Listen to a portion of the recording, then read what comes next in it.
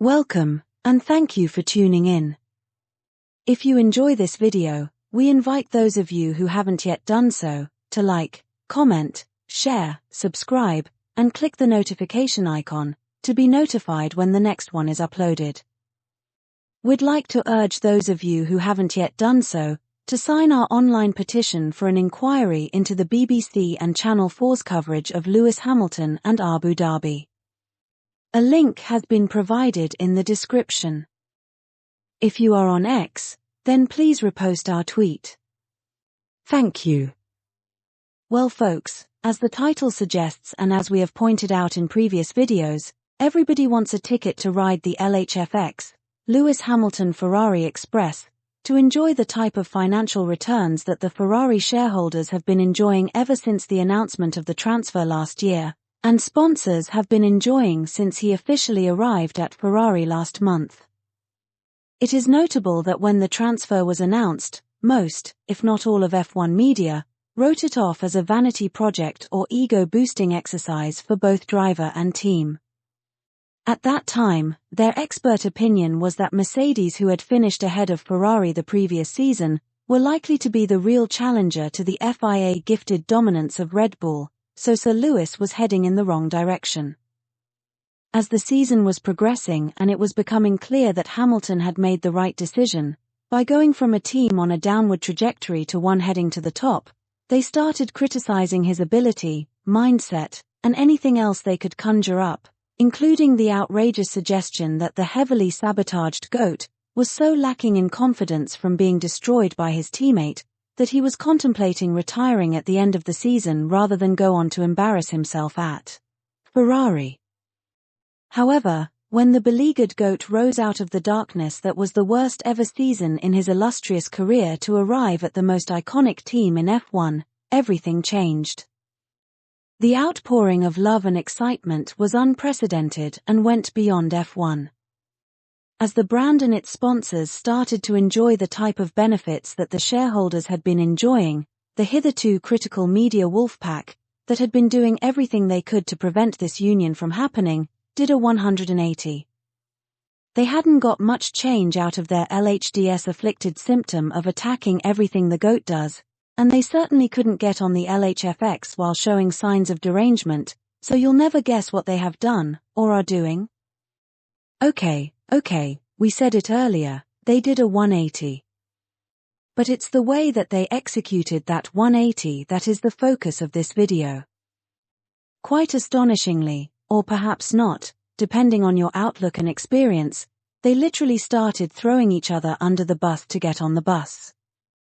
And who has been the prime target of attack?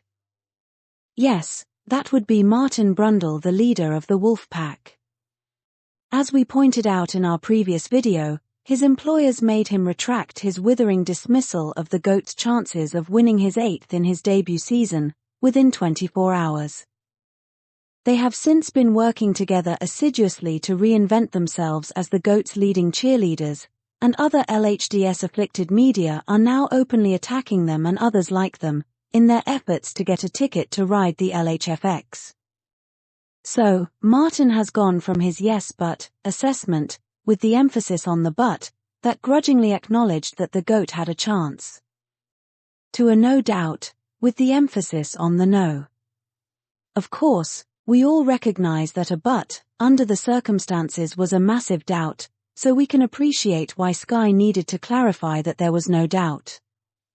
Now, despite signifying massive doubt, the yes but, by itself, was enough to attract sharp criticism from rival media claiming that he was contradicting himself. One can therefore understand how they are getting increasingly apoplectic as he and Sky have continued to double down on their newfound taste for Italian goat milk. It would appear that Brundle's latest stunt of granting a pro-Lewis interview to another LHDS-afflicted media looking to reinvent itself to get on the LHFX has tipped another LHDS-afflicted media looking to reinvent itself to get on the LHFX over the edge and into open warfare. Planet F1, whom we have referenced in so many previous videos for their outrageous articles smearing the GOAT, including the one suggesting that he should retire rather than go on to embarrass himself at Ferrari, Planet F1, the ones who have introduced a feature of highlighting what their popular articles are, which now clearly shows that 2/3 of their most popular articles are on the GOAT. A feature that is promoting one of their most popular articles as one suggesting the GOAT should win and walk away. Walk away from what? His 9th. That Planet F1 is now attacking Martin and other Brits for their previous record of attacking the GOAT. Yes folks, that's where we are now at.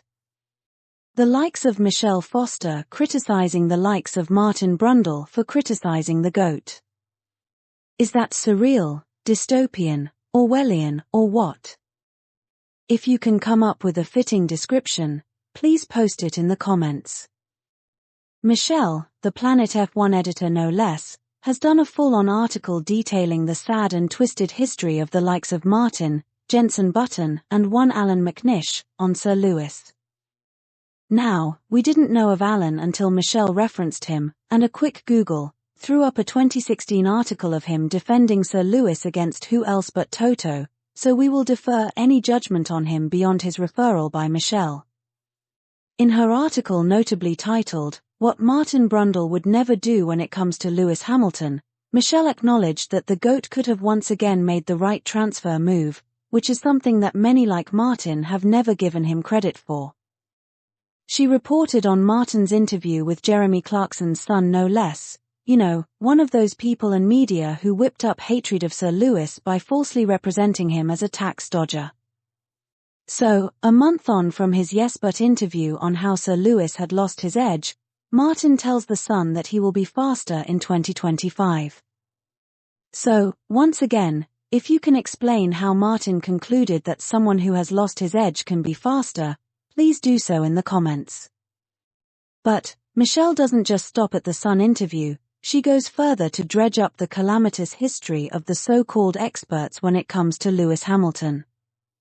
She pointed out how, when back in 2012, Sir Lewis had made the decision to quit McLaren for Mercedes, he was heavily criticized by the media, including the likes of Martin, Jenson, and Alan. Jenson, who was his teammate at the time, said he didn't think it was the right decision. Alan said he couldn't see Lewis winning any races in 2013, and doubted whether the car would be good enough in 2014. And Martin, putting himself in the position of Hamilton's manager, said he would have advised him to stay at McLaren for 1 or 2 years more, to see what's out there and see who is moving. Now, we don't know what or if any comments Alan may have made on the Maranello transfer, but we are aware that Jenson in an interview on Sky credited the GOAT for having the guts to go for it with Ferrari. But we do know that when the transfer was announced, Martin in his customary style has been pouring thinly disguised scorn on it, until a month ago, when he was forced to start cheering it from the rafters. So, there you have it folks, by acknowledging that Sir Lewis could have once again made the right career move, Michelle was quick to put clear blue water between herself and those like Martin, who have a history of never giving credit to the GOAT for anything, or retrospectively acknowledging that he was right, when they were wrong repeatedly, but are now desperately vying for the position of his most fervent cheerleader. Wonder why? Forza Ferrari.